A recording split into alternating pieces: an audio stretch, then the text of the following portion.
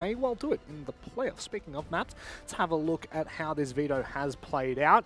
Now, again, just to remind everyone who wasn't here for the original best of three, this is the first best of three that I've really watched since the new map changes. The first four are all bans, then we go pick, ban, and, you know, of course, the deciding map, which, of course, is Skyscraper. So we may see a new map in this. Dev, I know you're the stat tracker genius over at the Dev Marta James stat tracker TM.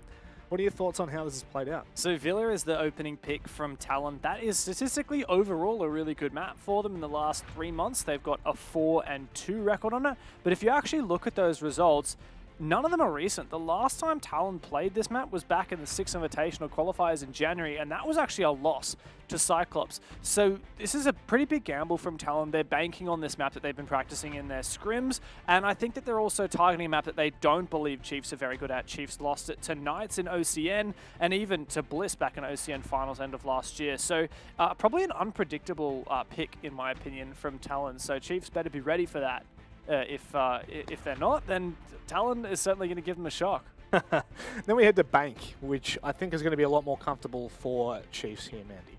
Yeah, the Chiefs, they definitely know how to play Bank. Us from APAC South, we've seen them play it so many times over and over again.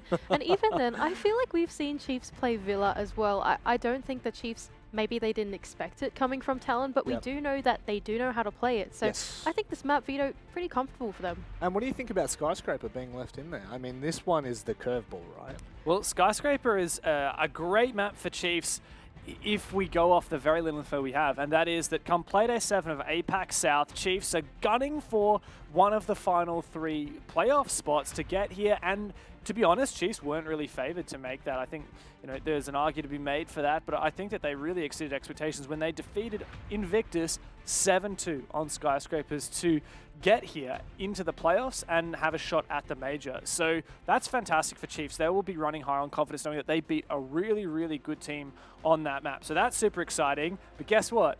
Guess who TALON beat on this map? Damwon Kia. No. TALON beat Damwon Kia on Skyscraper during the Korea Open. So this is also a map that TALON can claim to have taken some pretty serious scalps on. That's pretty scary, honestly, Mandy, all things considered. You know, TALON have become pretty big hitters in this stage, which previously we've seen them kind of hover around. I think, Dev, you've done the research for me, but the 5th and 6th mark is where TALON's kind of sit. So do you think coming up against the Chiefs here in this best 3, where are you laying? Are you leaning toward a potential TALON? I mean, would you call it an upset if TALON were to win? I don't think so. I feel like these two teams are pretty evenly matched. Both of them had to fight their way through the midfield to get here. Chiefs, they don't look at their top form. Their new roster changes are slowly coming into fruition, but not quite there yet, which is what we saw in the group stage as well. So I think both these teams kind of equally matched at the moment, both midfield teams, and I'm interested to see how they fight against each other. Dev? Look, this is exciting for TALON, but also very unpredictable.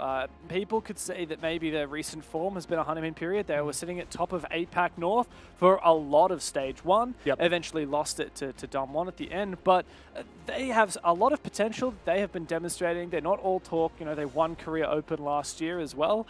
But from going from 6th place consistently to breaking through and trying to make it into playoffs, trying to gun for a major, that is a big ask. And I think that Chiefs have a significant leg up in terms of experience, even with the 2 new players on the roster. So I do feel like Chiefs do have the upper hand here. If they can just tighten up the way that they're playing the game, it's something that ED talked about in his interview at the start of today. Chiefs individually have insanely good players, like Bouncin in particular, who's one of the new guys. He's such a hardcore fragger. But Chiefs need to make sure that they're meshing well as a team and all on point if they want to take down TALON and go forth into the upper bracket. Well, I guess for the first time in our recorded history, we will be seeing Chiefs and TALON go head-to-head to vie for an opportunity at, of course, the wonderful major that only 50% of the teams will get here at the playoffs. We're going to go to a short break, and when we come back, it is underway.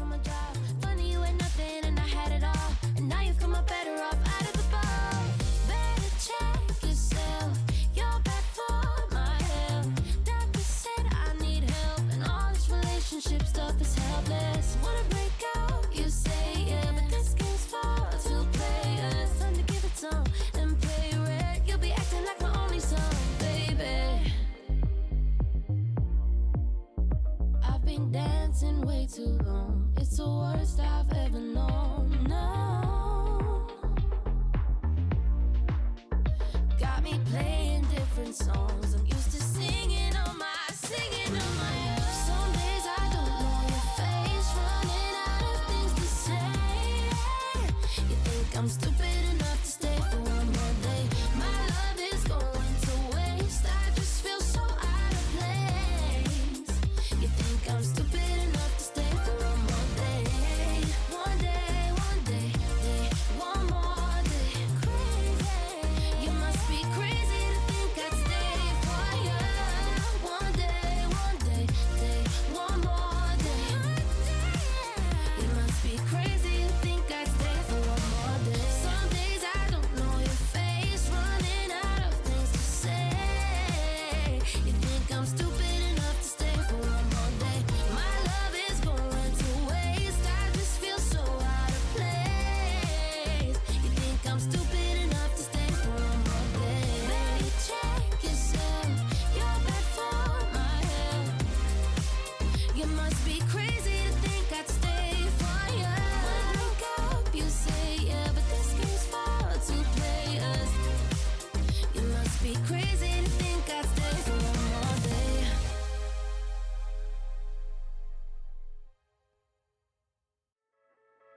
Come on, you're standing on the edge tonight. You watch me like a satellite. Oh, come on and dive with me. It's time to see the color changing in the light. The future's looking pretty bright. Oh, come on and shine with me, shine with me.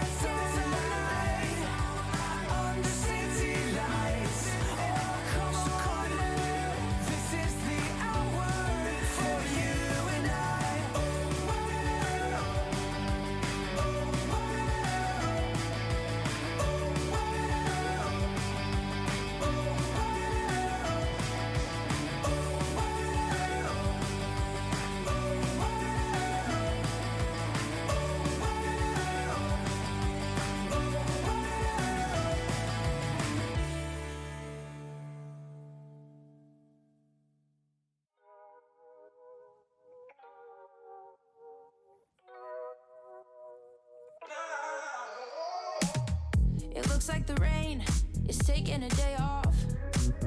The sunshine's taking over. There's no time to waste if it's a one-off.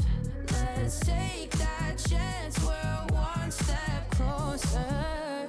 It's so clear to me, yeah, we got everything we need. No, we can't complain, we're living the good life, you and me. So take my hand and follow my lead. You'll love what we do, I'll make you believe. I'll make you believe in magic. Won't you believe in me like a fairy tale was so classic? We'll live our fantasy. I'll make you believe in magic. Won't you believe in me like a fairy tale was so classic? I'll make you believe. We're moving our feet, just sway to the rhythm. I got a feeling things are getting better. We're finally free, don't need to stay hidden. Let's take that chance, we'll bet on forever. And we will bet on forever, no matter what happens, yeah, we'll stay together. We can do anything, we'll be alright, cause we're not gonna fall to the pressure. Life is a magical thing that I'm dying to show you. I know you will fall in love. You can imagine the wildest things, I could show you everything you're dreaming of. It's so clear to me, yeah, we got everything we need. No, we can't complain, we're living the good life, you and me. So take my hand and follow my lead. You'll love what we do, I'll make you believe. I'll make you believe in magic. Won't you believe in me like a fairy tale was so classic? We'll live our fantasy. I'll make you believe in magic. Won't you believe in me like a fairy tale was so classic? I'll make you believe. I'll make you believe in magic. It's magic. I'll make you believe in magic. I'll make you believe in magic. It's magic. I'll make you believe in magic.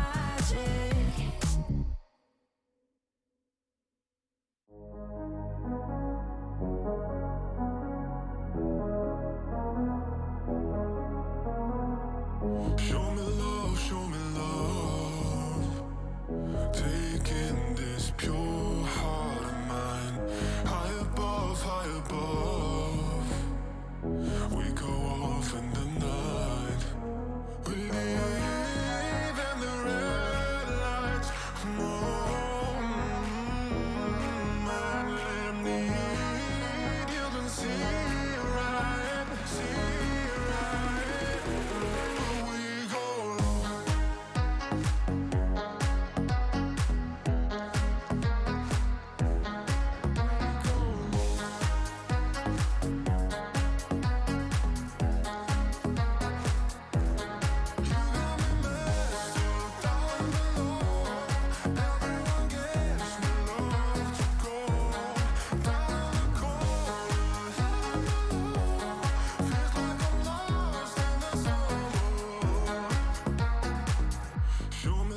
Show me love, taking this pure heart of mine, high above,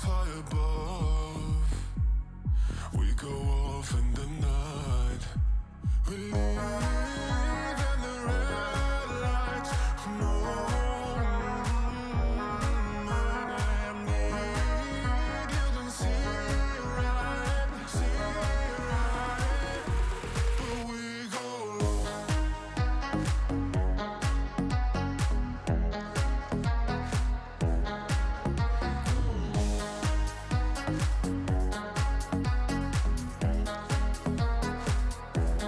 You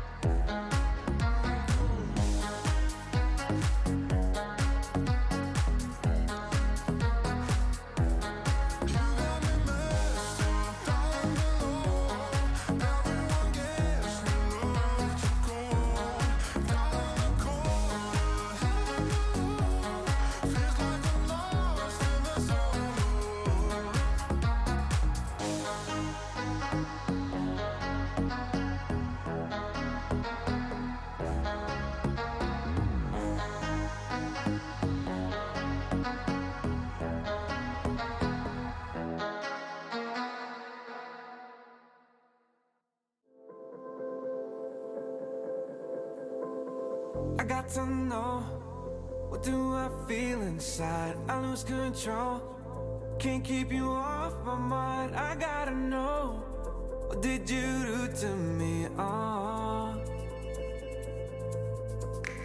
I think it's time, I need to take a chance to cross the line, so I can understand. I gotta know, what did you do to me? Oh, oh, 'cause you gave me something I never knew before, and it feels ecstatic. Give me more, give me more. When you call my name and we're all alone, when you hold me close, it's those silly little moments come and go, and they stay with me. They make me feel like I'm alive.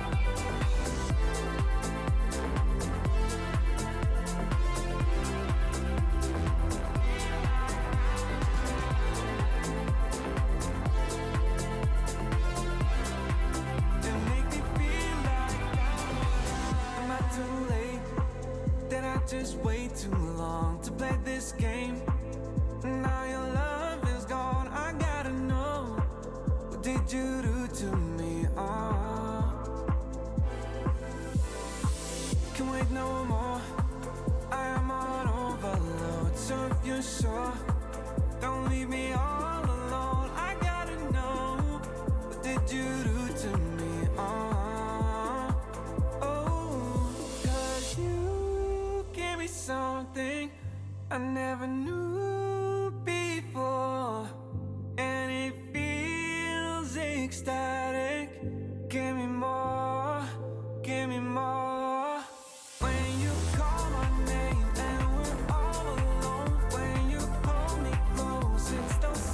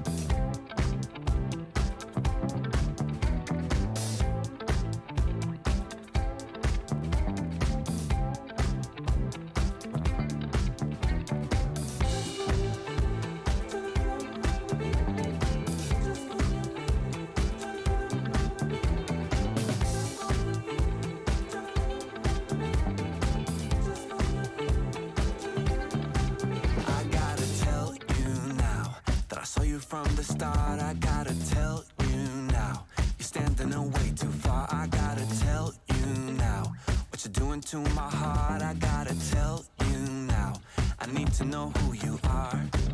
Ooh, you look so good, I can't believe I'm not fantasizing. The way you move your legs around is so mesmerizing. I fell in love again, right in the moment when you turned around.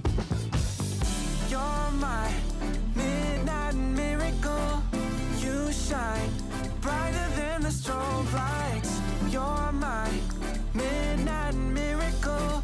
Come with me and I'll make you feel alright.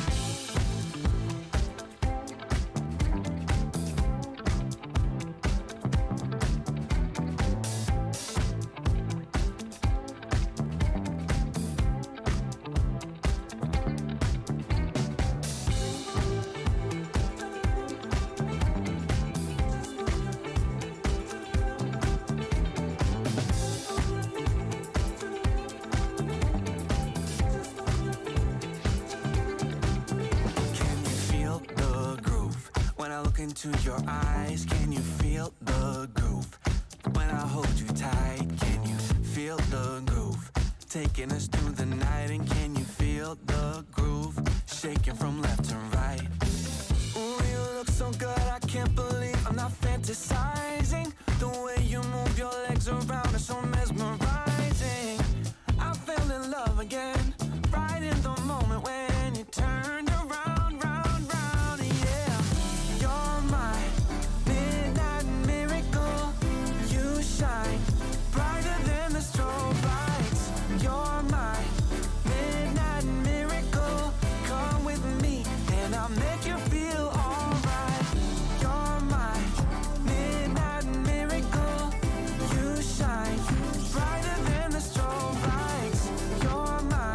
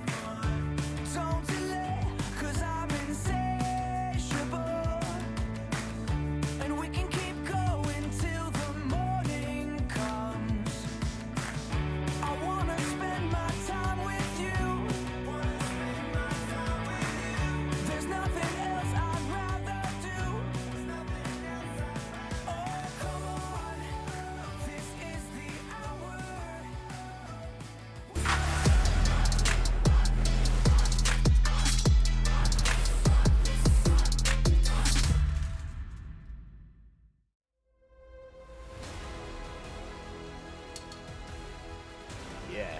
Yeah? Beat that. Alrighty.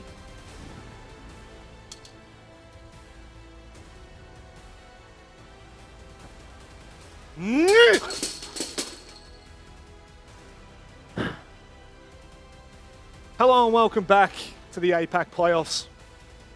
It's time for two teams to go head to head and for us to stop playing Connect 4. I can tell you that much. It's Talon and Chiefs. We now get to move away from terrible games of Connect 4. It was a long break, all right? It was we a had to do very something long. to pass the time. We had to entertain ourselves. I'm sorry.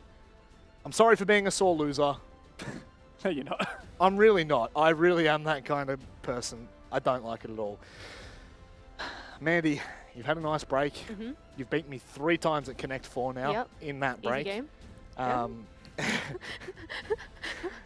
Just to reiterate for all the viewers at home, of course, this is for a chance for one of these teams to move on in the bracket, take on Dire Wolves, and potentially secure a place at the major. Yeah, absolutely. This is a big game here for both Talon and for Chiefs.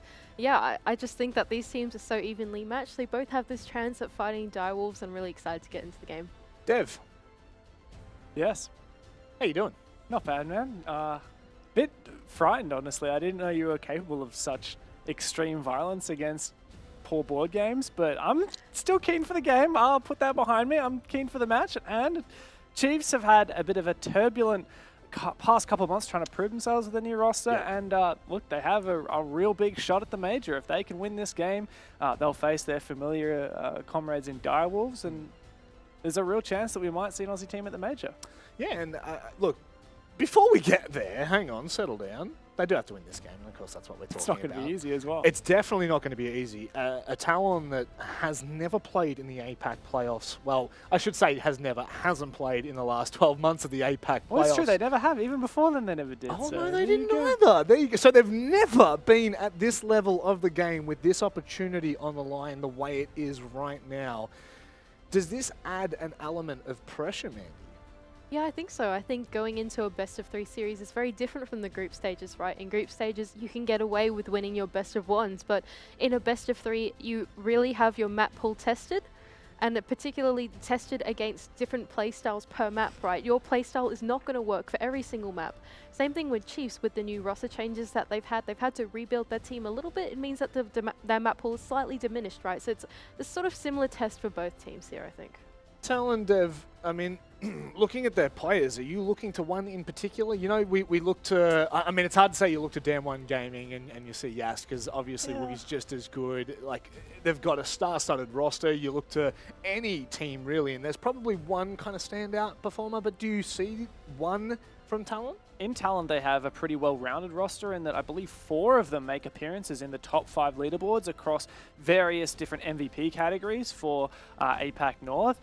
It's always fun seeing Aziz. I think he's a great player. I think that the return of Hetty, who formerly played for Cloud9 Mantis, the now Sandbox roster, is also a pretty exciting prospect as well.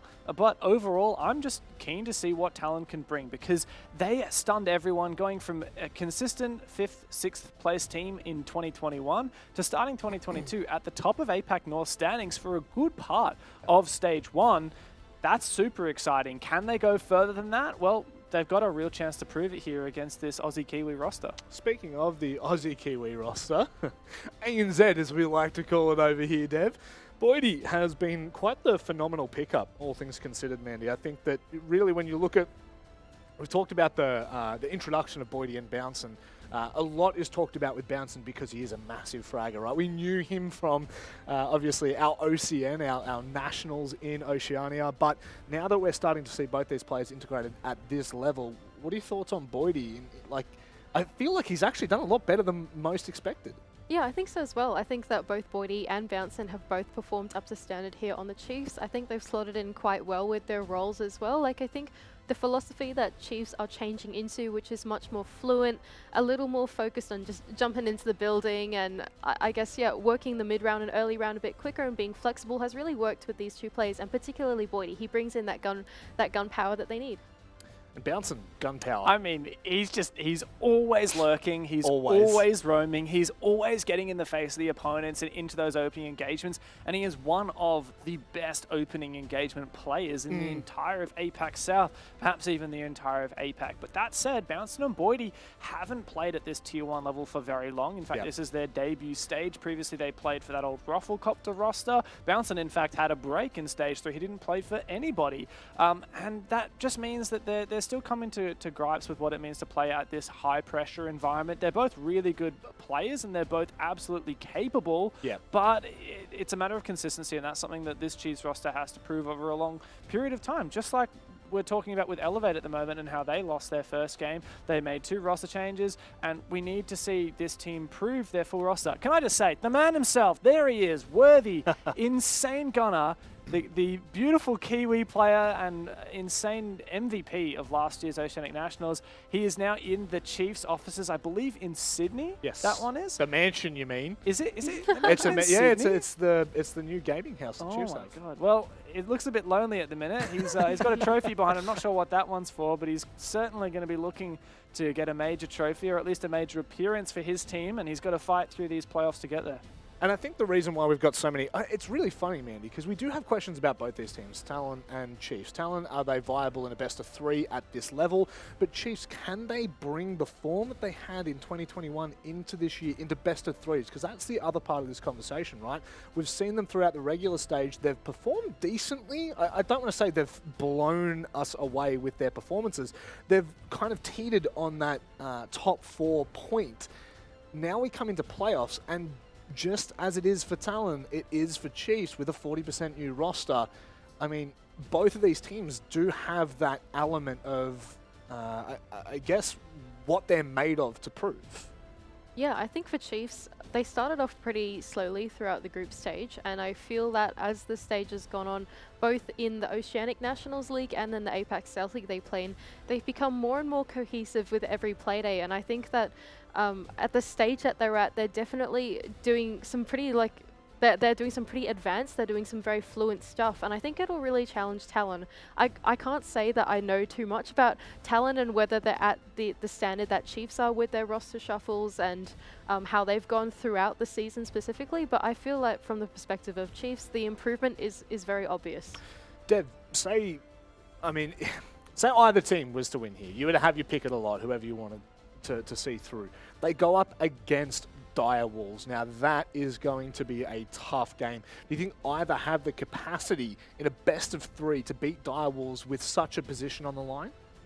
Yeah, I think that both of these teams are going to have a rough slog in that next match. Obviously, Chiefs having already lost to Dire Wolves in the APAC South season. Talon hasn't played Dire Wolves for a very long time, back when they were 7th Heaven and they played in the old APAC North in 2020. These teams did play each other, but that was so long ago that the result is irrelevant, and I couldn't even tell you who won out of that one. Talon is a really good team. I think that they're just looking to go in this hopefully with no fear. And that's what we've seen from Talon in the past. Playing in the Korea Open, they actually won in the 2021, the Korea Open League. They were beating teams like Damwon. I mentioned they beat Damwon on Skyscraper, which is our map 1, by the way. Yep. Just earlier in Korea Open this year, they've also had victories over Sandbox in the past, over T1, over all the big Korean teams. So this team has a huge amount of potential. I'm particularly looking at a player like Demic. Demic has been so consistent. He's a fragger. He's in the opening picks all the time. And if he can step up for Talon on the big stage, it's going to make it a hell of a lot easier for them to get past Chiefs and onto Dire Wolves. I mean, that's really the big conversation, is what players are going to be, is allowed the right word to pop off in the capacity with the best of 3, so much on the line. I mean, Mandy, really, you know, we saw Elevate earlier. We were talking about Onigiri and him being the shining light for Elevate. I think we put a lot of pressure on his shoulders, no doubt about it. But we do see that when he pops off, so to Elevate. Do you think that in this kind of capacity, in these playoffs where there is no matchup that is going to be easy, that kind of impact is going to be diminished? I feel like to have a well-rounded team, you can't just have one star player that gets enabled every single map to perform. I think it's important that the teams that really come up on top are the teams that are able to enable each other's teammates in the best way possible. So the reason why we see success with someone like Damwon Kia, for example, is because they have so many players that they do go off, but they also know how to enable each other. Yep. With teams like Elevate, sometimes their downfall can be that when Onigiri is not having a good day, they don't really enable each other beyond that. For example, Onigiri can't really flex onto a support player, onto a more support role to try and help out someone else that might be having a good day, right? Yeah. So I think with this Chiefs roster, they definitely have their divide between enablers and between frags as well. And they're quite flexible. That's their new philosophy going into this stage as well. So I think I personally feel that the sole superstar playstyle doesn't always work. I don't feel like it's consistent, but the teams that are able to support each other and enable each other in the match are more likely to go ahead further into the bracket. And Dev, surely in a best of 3, that only makes more sense. Yeah, absolutely. A best of 3 really accentuates the skill difference between different teams. You're going to see maps which are more likely to be one-sided towards either team. We saw that in the first series of today, where Cyclops picked Clubhouse, and clearly Elevate just weren't up to scratch on their level, and we're likely to see that again. With Skyscraper being Talon's, sorry, Villa? Skyscraper's the decider. Villa is Talon's map pick, is what I've written down here. And Bank is Chiefs. And we talked quite a bit about how Chiefs are really good on Bank, but we don't necessarily have a lot of good results for them on Villa. And so I think we might see that pattern continue where teams should look pretty comfortable on their own map picks. Yep.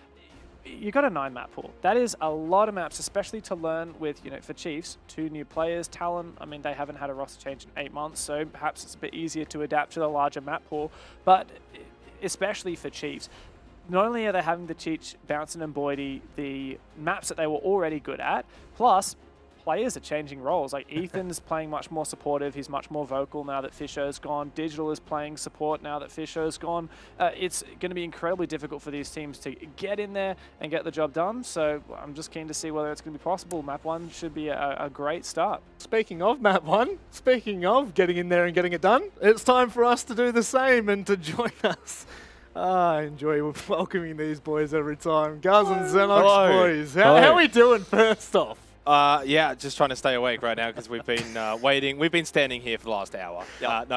We're ready to go, aren't we, guys? It's a big game. Chiefs, Talon, I think both teams in maybe different points of their careers, I guess you could say. Obviously, the Chiefs, a couple of roster changes. For Talon, it's their first time making it to the APAC playoffs, and well, I think it's in its existence. Yeah, super exciting for Talon and Korea, of course. They've seen success with the likes of Damwon Kia, but now it's Talon's time to shine. We jump over to Villa for the first map in this best of 3, and hopefully, unlike the last game, we actually get to see all 3. Yeah, I mean, Skyscraper as the decider would be a great way to, well, honestly, finish off the night, let alone this series. 55% going for Talon, 45% to the Chiefs, of course. They had to take down Invictus Gaming in the final play day to make it to the playoffs. They did so, and they did so emphatically as well, guys. It was not really much of a contest, much to our demise, because we were looking forward to that game really being a close, tight affair, going maybe to overtime, but no, Chiefs absolutely dismantled them. So at least for the Chiefs, bringing some form into this best of 3 series against Talon as we head into the bands, and we head to Villa for our first game of this series.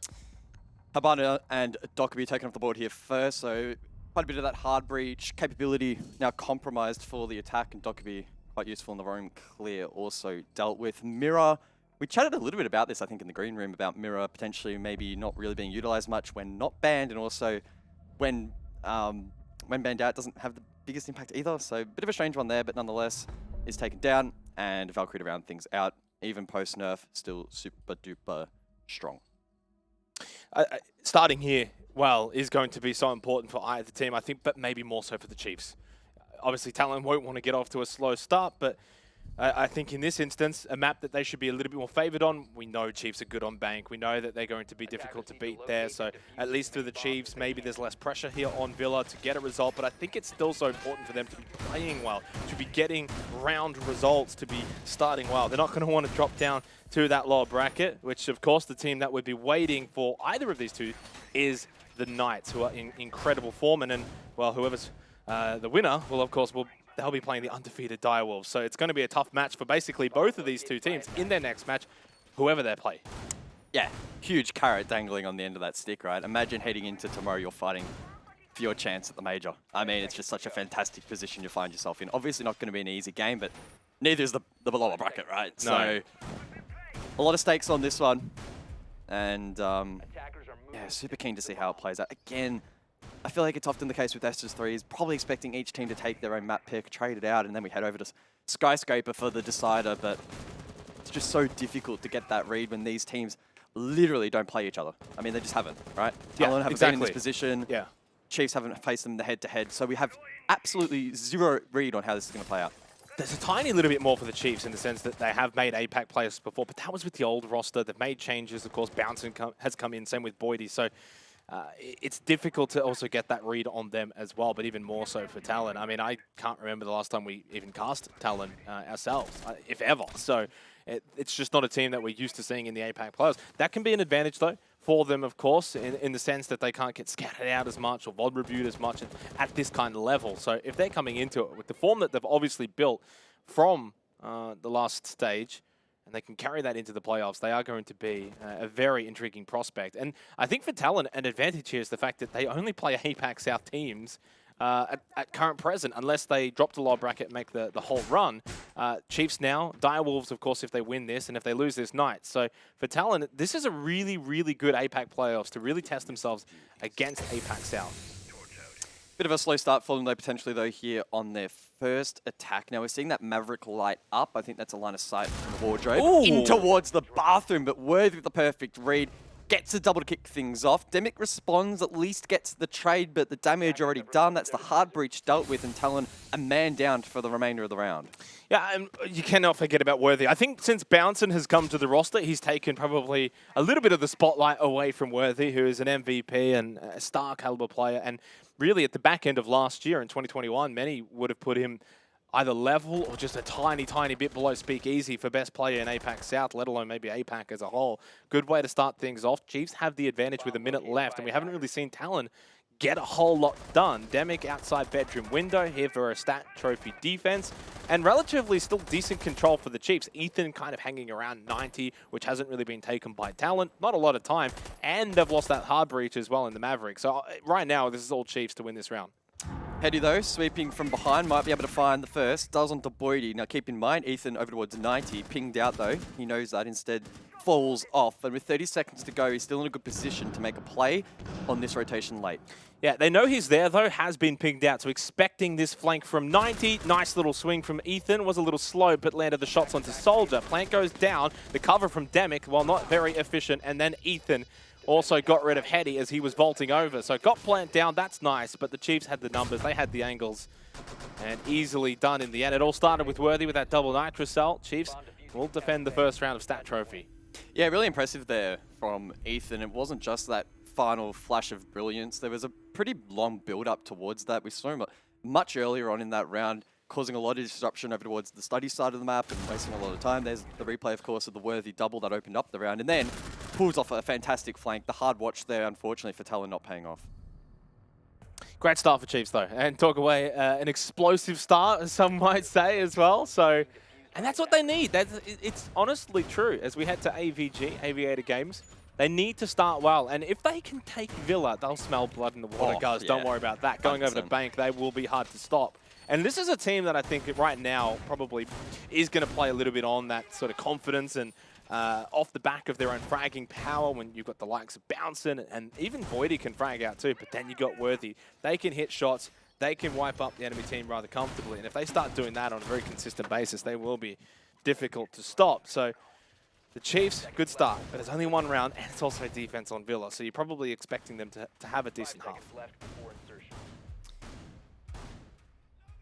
Well, we just got confirmation of a rehost, so unfortunately I believe it was due to a crash. We're going to see a pause in the action. One and done. At least we got one round. It was something to talk about. We've gone from best of ones to best of threes to just one round, and that's it. Chiefs move forward. No, I'm just kidding. Great. Now we can stand here and try and really overanalyze that one round. Or we can go back to more of the semantics and just talk about the overarching storylines. And the man on our screen right now, Bouncin, for those maybe unfamiliar, because of course now APAC playoffs, and maybe a bit of a larger audience, joining this roster, sat out an entire stage 3 of last year, to find his way to a top team. That he did in the end here onto the Chiefs. And boy, he has not put a foot wrong. Yeah, his patience is definitely paying off. I would say that it was probably a risk for him to take that break, not knowing maybe necessarily if there was a position that would open up for him later down the line, but of course it did. And I mean, he's been an absolute standout, right? Not just exclusively for the Chiefs, but for the APAC South League as a whole. One of the top-rated players overall out of the... Oh, how many players do we have? Oh, 5 times 8, quick math, 40-odd players, which is pretty impressive. So definitely one to stand out. And then, I mean, Worthy straight up next on the carousel, right? He's next in line. And very close, actually, to dethroning, I guess, bouncing from that top position in terms of rating. Super strong, great game sense, extremely sharp mechanically. We saw an exhibition of it there in the first round. Cheeky little double nitro cell from him to really help them open up that round. And very much a star player. Expecting really big things for him continually going forward. There aren't too many weaknesses really on this Chiefs roster. I'm sure many maybe even look at someone like Digital and think maybe not as much fragging power there, but at some point someone does need to be some kind of support on this roster. Well, I think Digital does a really good job of that. Have a look at him. He's already got his backpacks for the major. He's ready to go. He's ready. The confidence is clearly evident and on display from Digital, but I think having a play like Digital, and also to some degree, you know, the likes of Ethan and Boydie really complement Bouncin and Worthy, because Bouncin and Worthy have that license to frag. They have the license to roam. They can do whatever they want. Those three, Ethan, Digital, and Boydie, will hold down the fort. Yeah, that's exactly right. When you have someone like Ethan, for example, who's jumped back into the scene after his long runs over towards, you know, the likes of Wildcard back in the days, that's where most people would probably recognize him from. He brings that sort of leadership aspect to the team, the brain factor, if you would, as well, in being able to guide the troops. You know, he can sort of sit back and let them run around and find their picks. I mean, that said, though, we saw in the last round, he's more than capable himself to be able to pull off really good plays. That roam, for example, in round number 1, where he was denying a lot of time and no doubt feeding a lot of information to the rest of the team, was really, really impressive. And that's, again, a trait of the Chiefs. No player here, except maybe Digital, but we don't want to throw him under the bus too much. On any day, he's going to frag out. And, and honestly, even Digital has actually had a couple of those days, right, where maybe the rest of the team hasn't quite been on point, but he has then been the one to step up. Yeah. Obviously, we're not as well versed with the knowledge of talent, so we don't show them. No, I'm joking. We'll get to them, obviously, sort of later on. It's a great little story, though, for them, I think, as a team, Talon. Getting into the playoffs, going through the attrition of missing out so many times over, especially over the course of last year. It's a strong region, admittedly, as hard as that is to say from an APAC South bias perspective. It's not always easy getting into that top 4. There's a lot of top teams, so it's really good to see that sort of war of attrition and to make it here as we finally are back into the game. Boy, this one is making us really wait for it, so I'm expecting a banger. I want a banger here. I want to go to all 3 maps. I want to see this one go down to the wire. Look, by the time this second round finishes, I'll probably be 30 with 3 kids. Maybe retired in a nursing home. I don't know. Come on, mate. At least 1 map. You might be 30 by then. I'll be. In fact, you already are 30, aren't you? No, not yet. Still in my 20s. Still young. Sorry. Young and free. 1 more year. Well, let's head into it. APG for our second round. Of course, the Chiefs taking the first round. A lot of that courtesy of the Nitrocell from Worthy into Closet. Found 2 early on. And the Chiefs basically just had the numbers to close out the rest of the round. Bit cheeky there from Worthy. Quick vault out bathroom. Looking for more action on that portion of the map, but doesn't really find anyone spawning out on that eastern location instead. Talon there prepping for a study take through into Aviator Games. The Chiefs recognize that. Those players on the roam up north already transitioning back down, and they'll be looking to deny the entries of, you know, the likes of 90, maybe in a bit of library down below. And then Brad Stairs, of course, key position on this particular push. Also very common for Aviator Games. We don't really see teams bringing hard breach anymore. They just don't necessarily need it, so it's become very common nature. Even whether it's a 90 push or even a study push for that matter, you just don't really see it because there's just not either much use for it or it's really difficult to pull off anyway. So I think when you have someone like DeFlores with those Rotaratrones, you can clear a lot of utility and do pretty much most of the checklist that you really want to tick off. As Worthy, well, he had a big Nitrocell double elimination in round 1, and he has a few targets over towards that balcony just outside of study. But if he runs out, he could obviously die as well. So it's a risk versus reward. As Boydie goes down early, that's the smoke off the board. Yeah, Soldier down below catching that rotation off. Boydie was trying to forfeit that position, get back towards sight, likely play behind the bar. You can see these lines of sight down towards the bottom of the staircase, but he wasn't able to make that run. That opens up this portion of the map now for Talon. And halfway into the round, they're doing a decent job at knocking off this checklist. A lot of pressure now on the shoulders of Digital, for example, to lock down that hallway. And then you go back to Worthy, probably prepping that Nitro Cell once more and holding down the line here over towards this study entrance. Gemini, a little bit of information for Worthy. He's still holding deep inside of Aviator, peeking over towards that study door, and has that Nitro Cell, throws it out. No, that was the drone. Even I got caught out for a second there. Now, a minute left. This is going to be where Talon are going to have to make sure they do not put a foot wrong. Chiefs still have numbers. They still have decent position on site. But Talon definitely starting to envelop the area. Canos missing that opportunity to really head home an advantage here in the latter portions of this round. Good drone there from Aziz. That'll spot out Digital behind the bar. And that drone is eventually traded out, but information lost. Digital, again, under so much pressure, needs to win at least one or two of these engagements. Oh, Nitro Cell goes out. It's good for one. Gets rid of Soldier, but they did lose Worthy just moments prior. As he takes a peek, does have Diffuser. Bouncing low, but he wins his exchange with Demic. And Digital still holding inside of games behind this bar is such a good position. 20 seconds, and Talon starting to now reshape the attack, pushing in through Aviator to find the angle. But Digital sensing the change in attack from Talon and turns around for the shot. Diffuser on the ground on site. Hetty just slow walks in. Bouncing over towards Classical Hall. Should find that. No, Canos quick on the trigger. Hetty picked up Diffuser now inside of Aviator, planting it down. Digital can actually open up a decent line of sight and win the round for the Chiefs. Digital holds out strong on site. Really, really well played there by Dig. We said once Boydie got caught in that rotation, so much pressure on his position. Behind that bar, behind the chassis, he needs to hold down the line. Did it perfectly. Started off with the Nitro, backed it up late in that round as well with the shotgun denial. A little bit sketch. It was a bit close to the pipe being stuck, but either way, I mean, the Chiefs probably would have secured that round nonetheless. A 2-0 lead locked in, and they're looking pretty good here at the moment. In saying that, Villa, defense, stat trophy, AVG, sites, and a map you probably expect defenders to do relatively well on. I would say that was better from Talon in that particular round compared to round one on stat trophy. So Talon getting somewhere at least in that second round, but just unable to really close it out. Well played to the Chiefs on the defense. Now we head to the tertiary site, kitchen dining. An opportunity now for Talon to bite back. Otherwise, tell you what, if the Chiefs do get 3-0 here and do the World Tour on Villa, it's not party time, but some eyebrows might start to get raised. Yeah, it's certainly meaningful momentum for the defense to take 3 rounds clean, straight off the bat. And probably even more emphasis on that when you consider this isn't the Chiefs map pick. This is Talon's pick. So you would, in theory, expect them to do a little bit better, right? Slow goings in the first couple of rounds, but again, the 2 primary sites arguably, so don't want to, call it too early, right? You never want to jump the gun in Siege until the game's over, essentially, in some cases. But we need to see something from Talon here, a little bit more fight. Try and shut down some of these key fraggers that are causing a bit of chaos. Obviously Digital in the last round holding down the line, but you can still see the confidence from the likes of Worthy on the roam. Doesn't connect that though. Yeah, interesting to just sort of take note of some of the utility here for the Chiefs, bringing a lot of frag grenades, and then they've got, what, 5 of them, is it? So maybe looking to try and slow down, stop Azzy's Selmas on the ace could be a factor.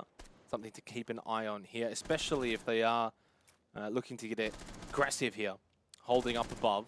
Digital on site down below, Worthy roaming on the pulse, no real surprises there. Other than that, Chiefs looking to go for somewhat of a decent vert hold for the time being. Now, Selmas are going out, and they are going to get shot out as well. Worthy with a nice little angle. Yeah, really well played there. No one from Talon holding down that rotation. Aziz essentially left stranded up above to try and work this hard wall.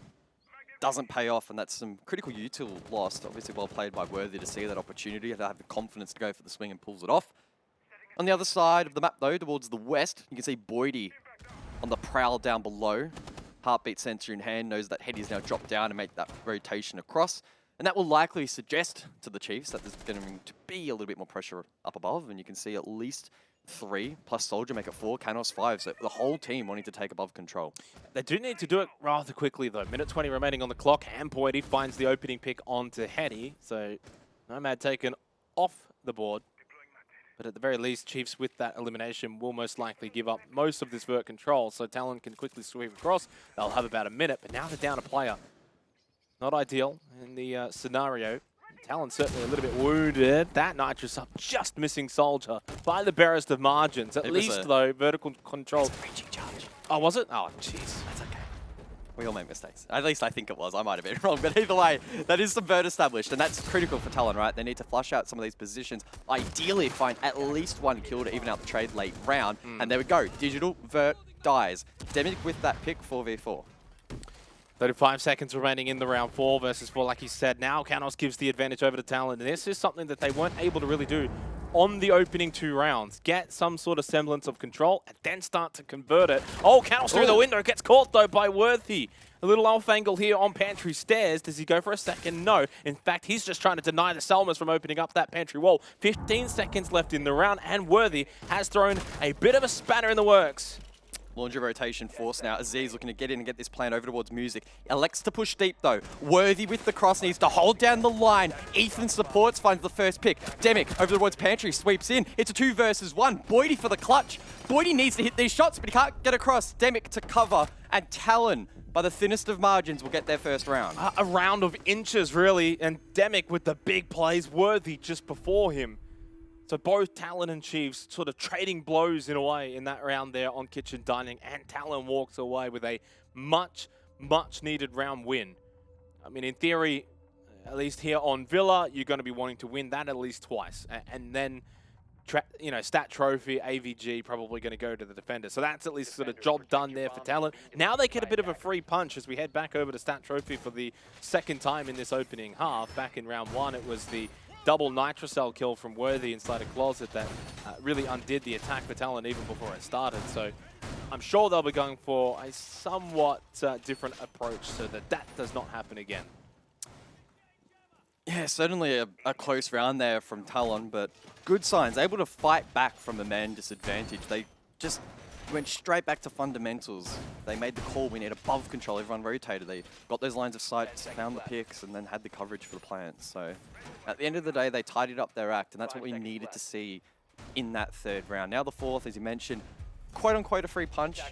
I think still they need to target at least probably 3 rounds, honestly, to be completely blunt, but 2 obviously the pass mark. I don't know what their approach is going to be here, though. Obviously, last time again, yeah, the Nitro spoiled their day, and the Chiefs, they're almost doubling down on this position, right? They've established Vert. Digital has spent almost the entire round shotgunning out the floor to prevent the triple wall from being opened, and we're up to bouncing, for example, down below. I'm assuming he has impacts. He does, to clear any hard breach off that wall. On this occasion, it's only Salmas, so not too difficult to deal with, and that's something that Talon, obviously, on the attack need to be very, very mindful of. Does kind of feel like a round, though, where now Talon themselves can establish a bit of momentum. If they get stat trophy, make it 2-2. In some ways, you start to feel like the Chiefs going to be able to kind of get the score necessary. Obviously, overtimes don't really matter here in the playoffs and in best of 3s. It's no points. It's just winning and losing. Getting that 4-2 half is so important here for the Chiefs, at minimum, here on Villa, if they're going to have any chance of taking this map away. I guess the one thing that's in favor of the Chiefs is Worthy does leave the game in this 4th round is the fact that the 3rd map, Skyscraper, is probably not favorable for either team in the sense that obviously new to the map pool, don't quite know what you're going to get from it. And obviously for the Chiefs, they're going to have to play this round out here as down to 4 players. I do wonder, have Talon actually droned down below? I'm not 100% sure if they have. I personally haven't seen a drone down there, but possibly a pre-placed. I don't know whether or not they have a good read on towards this setup. Now that said, Chiefs now with the man down may need to compromise on that downstairs below and invest players back up above to prevent a rush in towards site. But Bouncing is holding down the line down below. Now one summer was used in closet, still 2 remaining in towards site, but he needs to be very, very careful. Aziz that is. Down below, Bouncing does expend 1 impact, doesn't find much. Boydie swings, Demic to finally shut that down and put an end, I think, to this round well and truly. Bouncing and Digital, the last 2 left. Now it's just Dig, the 1 versus 5, bottom Astro Stairs. I mean, you just don't win this from this particular position. Aziz will secure the plan, and Talon going to win a 2nd round. Yeah, unfortunate for the Chiefs in the way that things obviously started, but you have to give full credit to Talon in the way that they ended it as well. Super clean, pushing onto site, and just suddenly looked like they found a bit of mojo here on Villa. A map they probably expected to do better than the Chiefs on. And yeah, the Chiefs started off really, really nicely on Stat Trophy and AVG in the first 2 rounds. Since then, though, Talon really fighting back, and looking like the team we probably expected them to be, especially here on Villa. So it's a 2-2 scoreline, 2 rounds to go until the half is done. And so far, I think Talon have been able to wrestle control and momentum back onto their side of things. Yeah, somewhat. I would also argue that winning a round with, the Chiefs losing a man, no fault of their own. I did agree. do it, but they did finish it in a clinical fashion, right? I don't know. Again, I can't make up a scenario in which Worthy was actually in that round and how much of an impact that may have had. But Yeah, it's too from hard that to point say. onwards, Talon did actually do a pretty thorough job in clearing out positions and getting side control. So I don't know if it's necessarily enough to quote-unquote wrestle back momentum or anything like that. But they've, the scoreboard doesn't lie, brought themselves directly back into the game now, 2-2 the scoreline. This next objective, well and truly, is a free shot, right? Try and shut down the second side. Talon get the lead here, that's going to be pretty big. Yeah, it does kind of feel like a bit of a free shot. Well, actually, the final 2 rounds are probably a free shot now for Talon. So not a whole lot to lose, everything to gain. Not ideal for the Chiefs as Worthy's back, and we can get back underway in a match that just feels like it doesn't really end. Over to Aviator Games for the second time. Chiefs were able to defend it successfully previously, courtesy of Digital. Nice holding play on Games to win out the round for the Chiefs. See if Talon can continue the momentum that they've had elsewhere and bring it over to AVG. And it looks as if they are going to bring the hard breach this time. Ace once again. It has been working for them in the last couple of rounds. Yeah, might be indicative of a potential back push through Vault. Better read on that in a little bit. I'm more interested. Never mind. Sorry? They're going to switch off it, so never mind. Ah, well, bad point. I'm a bit more interested, though, in Boydie, right? Bringing Allah with the shotgun. Now, it's not unheard of to see that combination, especially here in APAC, but interesting nonetheless. Boydie last time was playing that smoke roll, the SAS shotgun up on top of the bay on the stairs, but instead trading it out now for Allah. Deployable shield as well, going to be quite impactful, as well as those ice cream cones. He's going to hold down that position, maybe get a bit more aggressive this time as opposed to trying to rotate off early like he did last time.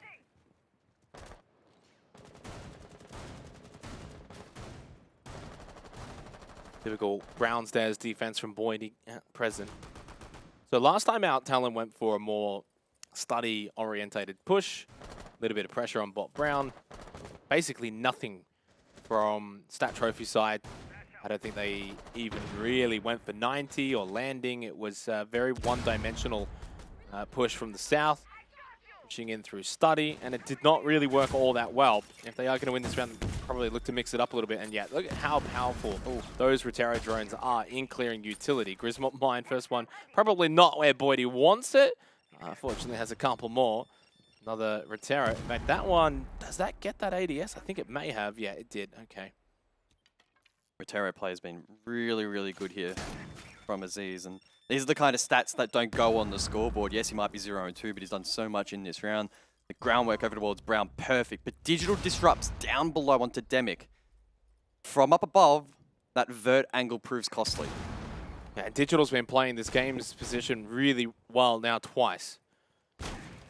Eddie running outside for a brief, tiny moment. I thought he was running up Brown, but it's not. It's actually Soldier that is pushing up Brown. Grismont Mine does concuss him for the time being. There is a down below. Digital gets rid of Hetty, but at least Brown Stairs control established for Talon, and it's a 3 versus 2. Oof. Make it a 2 versus 2. They bouncing over towards Red Stairs, brings it back. Chiefs in this round. And we know what Digital did last time as well in games. He loves this position, showed it last time. And with Canos feeding down below, it is obviously a 2 versus 2. And Aziz, not being too brazen. Instead, elects to drone forward Soldier as well. So 2 drones sent forth by the attack. Digital, key position, holding down this line. Bounce and rendering support from 90. That does mean that this position, though, over towards Model, it's a little bit exposed. And if Talon get in sight, they could do a bit of chaos. Straight into Aviator. Soldier leading the way. Has not spotted out Digital, though. And obviously, they're not quite sure where Bouncing's going to be. So 2-pronged attack here for the Chiefs could get them victory in this round. Soldier, of course, gives away his position inside a vault now. Aziz has got that diffuser in hand. Bouncing needs to make a play here. Digital goes down, so it's a 1 versus 2. Bouncing can't land the initial shot and is basically pinned down inside of Aviator. And now the air jab as well just kind of stops him dead in his tracks inside a study. Plant is down. And I think Talon have been able to successfully find a third round in a row and have really turned Villa around. Getting back in towards this site will be tough. And there we go, Soldier confirms it for Talon. A couple of mistakes made there by the Chiefs late round proved costly, allowing that duo to get in towards the objective, proving very costly. It just, yeah, it's interesting because we saw Bouncin sort of holding around 90, but yet you had Digital inside of games. It does kind of feel like a little double up in some ways, instead of being able to watch multiple angles and, well, more importantly, that push from Study into Aviator. But at the end of the day, it's always a difficult one, heat of the moment, to make that call late round. Talon are surging, they're pushing, and they get a third round in a row. And the Chiefs, well, there's only one more round to go in this half. You're not going kitchen dining. Stat Trophy didn't go that much better for you either. You may as well just go back to Aviator games and just try and play this one a little bit more calculated. Yeah, obviously a really, really close round. The Brown Stairs, little duel as well, quite intriguing on that occasion. Again, the Roteros were super duper well played there from the Z's on the side of Talon. That said, Digital offering support from up above is also quite handy. And Boye with the Ella shotgun in hand. Obviously playing a little bit more aggressively, but was a bit of a neutral trade in the end. And unfortunately, the Chiefs sort of stumbling at that final hurdle in the 2 versus 2. And Talon now in such a good position. Yeah. They've really turned this match around. Really does feel like it's a must-win round now for the Chiefs if they're to get anything from this Villa matchup. 3-3 half at least can then push for maybe overtime and then go from there and see what happens. But definitely feels like Talon have their claws into the Chiefs right now. Is that a play on words? Yeah, Talon, claws, you know, like. No, you're not into birds? All right, well, moving on from that one. I'm not a bird man. Are you a bird watcher? No. Okay. I'm a Chiefs watcher, a Talon watcher. Demic's been great so far on the sledge, but it's Soldier that has been so impressive. As soon as I mentioned Demic, of course, Worthy finds that pick, and it's a big one. Feels like they were really hunting for that opening kill, and they get it.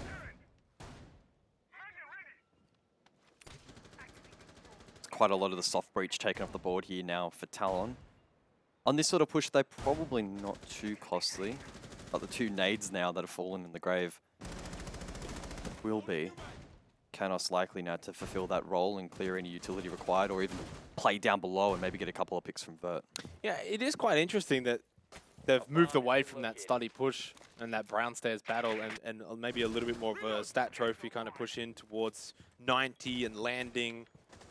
Minute 25 remaining, and again, haven't really seen much of a switch over towards Study at this point, so you're probably expecting this to be a full push now from Talon. You'll have one player probably run down below, head over towards Brown Stairs, and at least engage on that. But yeah, this is looking like they're going to try and open up Vault, and yeah, this is intriguing because Chiefs have not had to defend against this yet so far.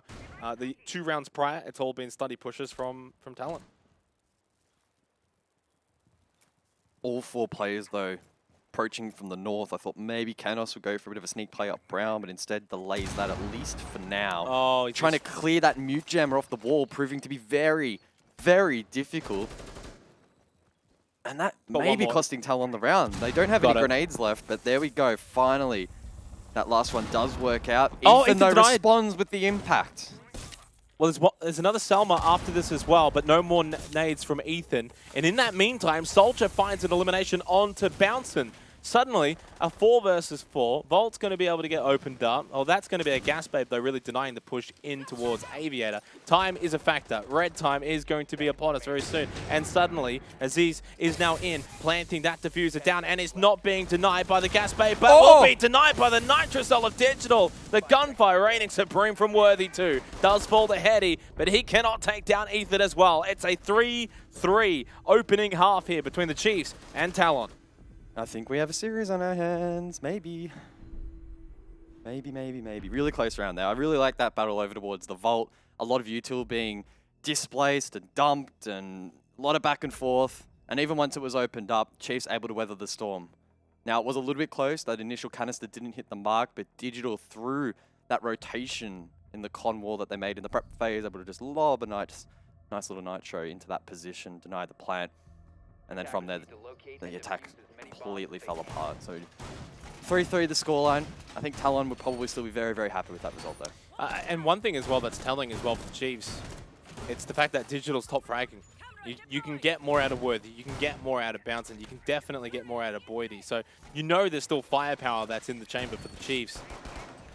You know, Soldier right now is completely fragging out. Demek's been playing well, so and same with Canos. I think ultimately for the Chiefs, there's a little bit more that you can get out of them.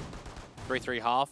They would have preferred the 4-2. Didn't quite go their way in some of the other 50-50 rounds, so 3-3 will have to do. Now they're going to have to dig deep and fight on the attacking half here of Villa. We'll see what they've got. Talon on the defense. Attackers must locate and defuse the bomb. AVG to start with.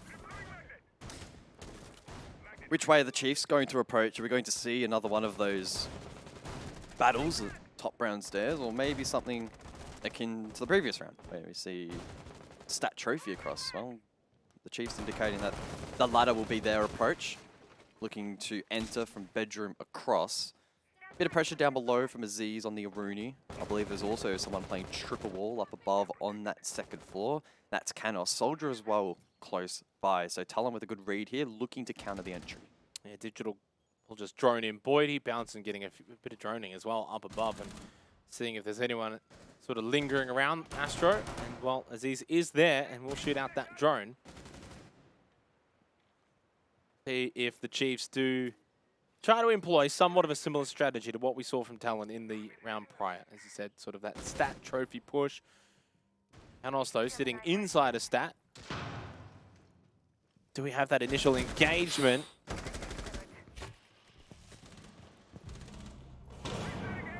Aziz, though, elsewhere gets the first. That was down below. A good roam to take down Boydie, who I think was holding the rotation over towards Astro when he was last seen on the overhead. And Talon looking maybe double down, but Ethan punishes Aziz in response. 4v4. Bouncing, probably pre-firing or pre-aiming the wrong angle there, and Canos capitalizes to now get Talon the advantage back once more. Yeah, it's been a rough one for Bouncing, 2-6 in his APAC playoffs debut, but the type of player that will and can bounce back. Canos low as well, inside of Astro, and now down for the count. 3v3, if they do not get this revive onto Canos, who's making a bit of a run for it, Ethan may just spot him and well gets rid of him. Now with 1 minute remaining in the round, it's a 3 versus 3. Chiefs have a winnable AVG round in front of them. This is an opportunity you're not going to get too many of. Oh, Worthy as well. Onto Head, he just runs straight in towards the side. No trade from Talon, the BPC punched. Ethan for 3, and now Soldier's isolated, taken down. Ethan! Huge from Ethan, and Chiefs get an AVG attack. Yeah, I mean, how quick was that though? From 3v3, Worthy pushes in Aviator and just cleans up, and then of course Ethan following him behind. Massive round for the Chiefs, cannot be understated. Absolutely massive round. Because in theory, now they've got the 4 rounds that they maybe feel like they should have had in some way in that first half. So it's kind of like, okay, we made up for that first half. We got that extra round, 4 on the board. Not too bad. Stat trophy, and shows us signs that they're here to play on the attacking side as well. And they know how big this map is, right? They would be salivating at the prospect of winning this map and going to Bank, because Bank for them has been very, very strong. If I was Talon, I would not want to be playing Chiefs on Bank. Well, yeah, I mean, Chiefs are favoured on Bank. They're favoured to win on Bank. Doesn't necessarily that mean they'll win. You know, we've seen underdogs win all the time. Everyone loves a good underdog story, and while I don't think Talon would be the definition of an underdog, you're just going to definitely give the Chiefs the favoritism tag on Bank, especially. And you, just as you would probably give Talon the favoritism tag here on Villa. And how many times have we seen series, especially best of 3s, well, mostly best of 3s, where teams trade each other's map picks and the maps that they're expected to win on. So that's also common too. So in some ways, if the Chiefs do find a result here on Villa, you also can't celebrate too early. You still got to get the job done on Bank.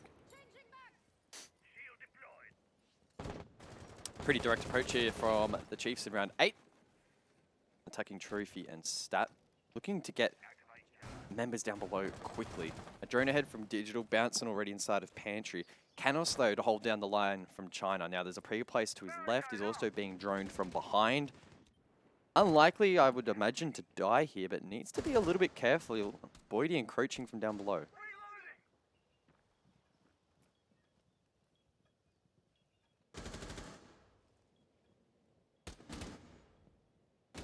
There's just some tense air in this game.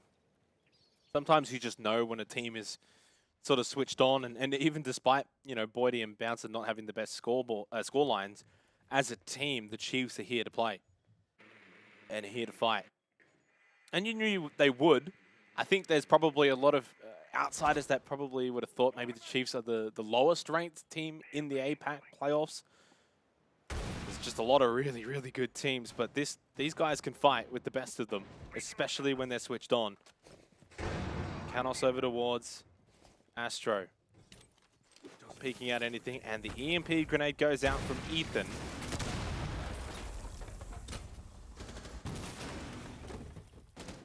Wall open. Unlike the Chiefs on their defensive efforts, no serious pressure down below from Talon to prevent the wall from being opened. Outside of those electro claws, the Thatcher, a pretty easy counter to that. With that line of sight now established, Talon might be a little bit pinned down on that rotation, particularly out of Astro. Ethan looking to maybe capitalize upon that and get his foot in the door. Canos on the stairs, though, poses a serious threat. Still 3 more adrenal searches available for Worthy. So for that late round push, they will have that extra health boost. 5 versus 5, just under 50 seconds remaining. Worthy, frag grenade in hand. Oh, well, maybe does more damage to himself than he would have liked. Canos just actually peeking from the bottom of back stairs, and suddenly time is a factor. Worthy, the nade doesn't quite hit, but Canos does. That's big for Talon. Boydie takes a lot of damage, and in fact, he's dead. Talon 5v3. Massive from Canos. Round basically done as Demic gets rid of Bouncin, Ethan and Digital. The last 2 players remaining for the Chiefs in a round where they just couldn't really find much in terms of frags. In fact, they found nothing. A flawless round for Talon. Don't be counting them out. 1 round at a time is where this match is really heading. It's 4-4. Well, the entire attack there really did hinge on Astro control. Simply, they just didn't get it. Really well played by Canos here, as we see the replay. First pick onto Worthy, who was probably flustered after not hitting a single nade from down below, and then the quick second. Really locking in that round for Talon from that point on, was able to lock it out. A flawless round, and that tension begins to rise even more.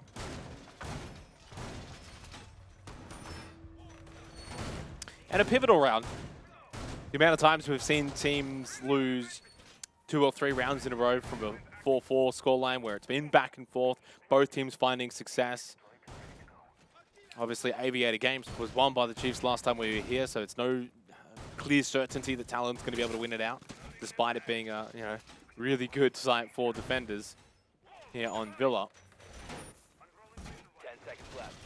So Worthy and Ethan switching up a bit here, and this may indicate a bit more of that roam down below with the Nook, the Yana, eventually leading to maybe Bot Brown looking to push up there, or 90 control later on.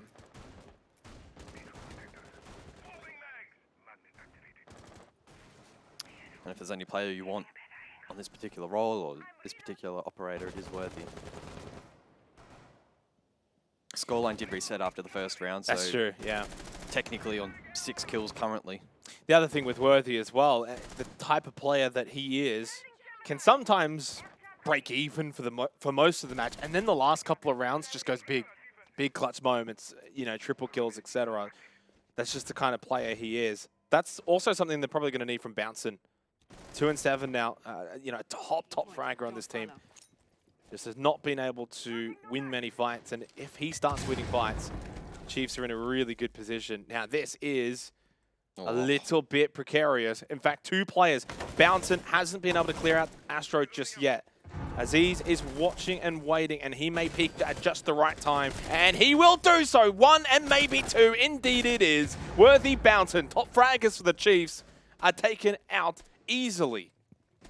Once more, Astronomy causing issues for the Chiefs. It will unhinge this round, and Talon from this point onwards should be able to convert it. That said, Ethan, still a spanner in the works, 8 and 4 so far. I mean, unofficially. Officially probably on double digits at this point, right? But he needs to keep going large. The Chiefs still on the back foot here in round 9. Attackers have located a bomb. And still time as well, and only a 4 versus 3. In all retrospect, yeah, as you said, I think Ethan Digital, the 2 players maybe you do want alive at this point anyway if you are the Chiefs. You've also got Soldier already low on health. Ethan, just trying to see if we can find something cheeky from down below in the library. Still a minute. They got 90 control established, but I don't think they're going to be able to really open up this vault wall. Oh, first one caught in a disc. So not a great start, but the second lands vault, yeah, probably not really on the agenda. So the Chiefs need to scrounge up something. Maybe Brown control could be on the cards, but instead Boydie elects to go top red. Time dwindling. The Chiefs need to make their move, but it is going to be also difficult with Talon staring them down. Yeah, and I don't think there's any more time now for Browns there. In fact, just trying to put a bit of pressure here onto the player inside of Vault and then maybe push onto site. Shot through the drone hole, but does not land onto Digital, who was trying to do the same. And just the peek there, the body peek, Demic will get the free headshot. Boydie got the trade, 3 versus 2. Ethan trying to provide cover, but there's just so many lines of sight available there for Talon. It was always their round to win. Look at the pings coming out. I mean, you could literally see them coming towards you. How easy is that? Talon take the lead here on Villa for the first time. No, sorry, for the second time. They got up 3-2. They did go up 3-2. Ah, that would have been so cool. Tactical timeout for the Chiefs, though. That one is true. That's right. You could take the next 60 seconds to polish up your homework a little bit. And apologize. Yeah, please say sorry. Well, speaking of polishing up, Chiefs maybe, this tactical timeout, looking to polish up a little bit on the attack. Didn't really do a whole lot wrong. In fairness, this was a nice little cheeky play. Probably just a bit of a misdrain, I assume. Not really having much of an inkling that there was a player behind that box position. Not overly uncommon. It is a very high-risk position, however, 2 players a defender, because in theory, if he was spotted out there, a single nade down below would have easily finished him off, or however the Chiefs would have wanted to deal with it. It would have been a relatively easy pick, uncontested, but they did make it look maybe a little bit more difficult than it should have been. They pay the price, and Talon edging super duper close now towards this match point. Deserved match point as well if they can really close it out. 5-4 lead. Chiefs have not been an easy team to push over. This has not been a one-sided affair. I think that ultimately it's been a really, really close, tense battle, but we've seen so many times before.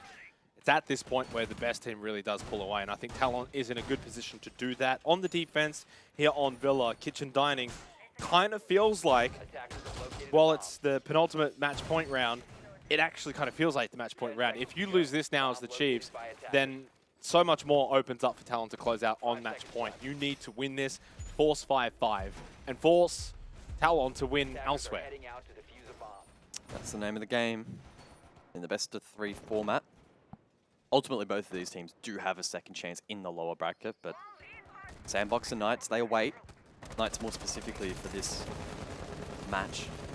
And we know they are in seriously good form at the moment. They are. Seriously, seriously good form. So a loss here could prove fatal. Not in this particular map, but the series as a whole. Chiefs will back themselves into bank, but they really want to try and push this one as far as they possibly can.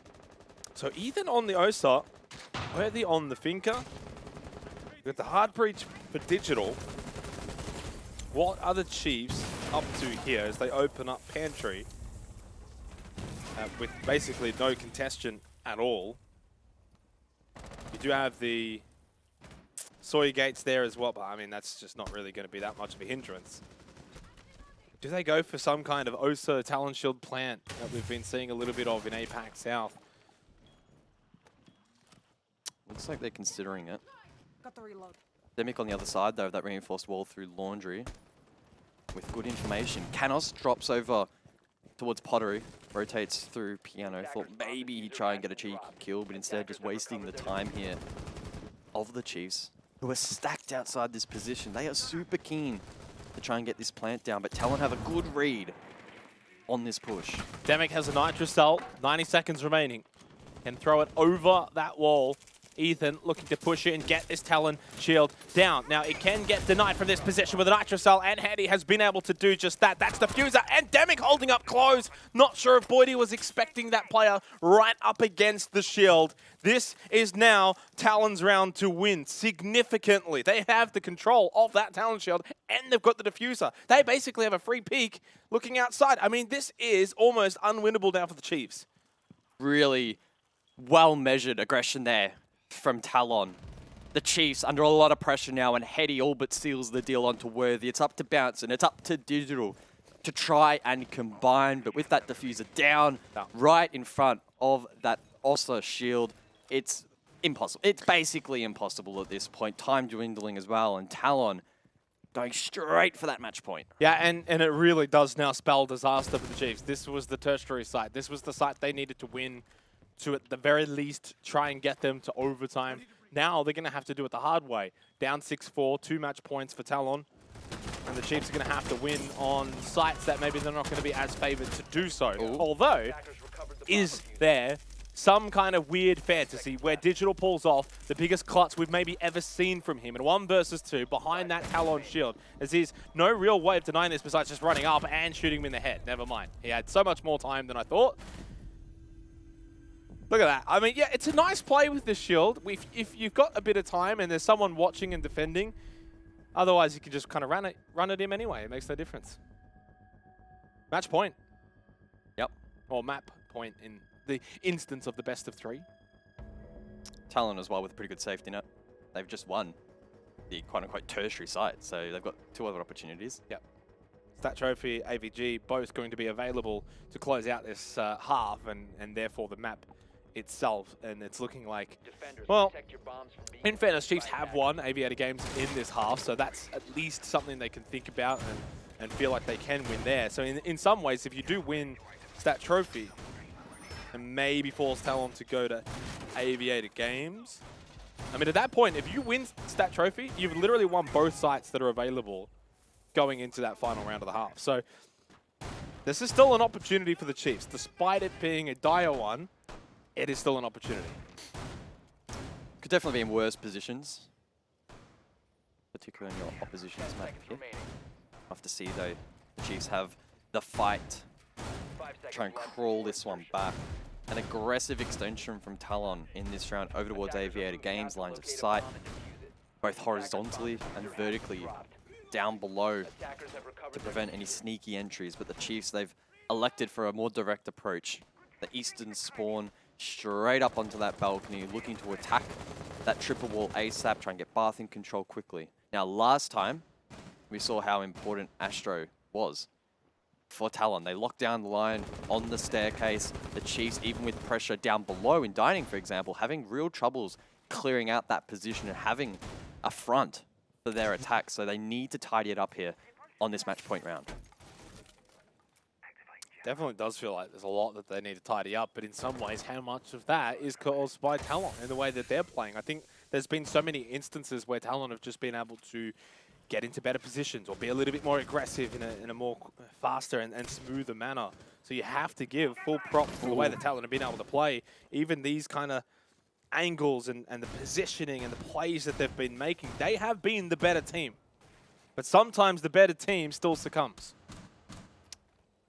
And the Koreans electing once more not to directly hold down below. In theory, that gives free reign to Worthy and Boydie, for example. That's 4 nades total that can be lobbed from down below, either clear any utility off the wall, although Electro Claw is hard to reach.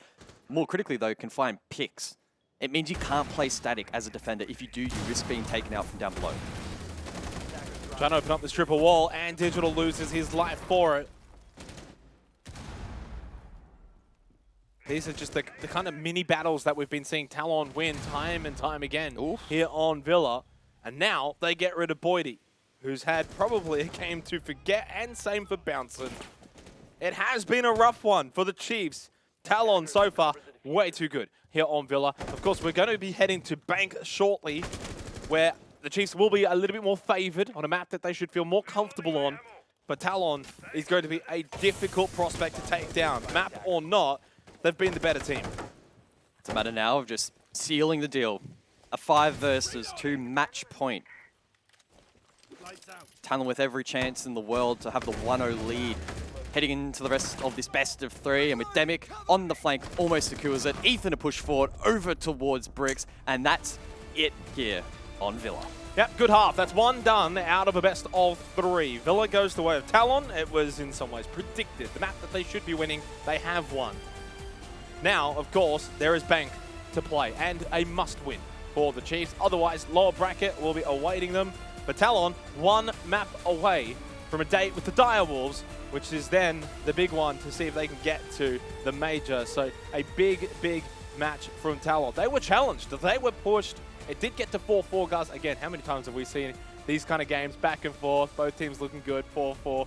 One just pulls away and gets 3 in a row. Yeah, I mean, Talon didn't look great at the start, though, right? They had to really fight their way back into this game, and ultimately, I think, edging out the Chiefs. Like we mentioned a couple times, just their opportunistic approach to the game was really good, finding themselves in better positions, better timing, etc. That all added up and culminated into that win. But now they have a real test, right? Chiefs on Bank, very scary. Definitely. They're going to have to be better than they were on Villa. So one map done on Villa. It is Talon that takes the lead. When we come back from the break, we head to Bank.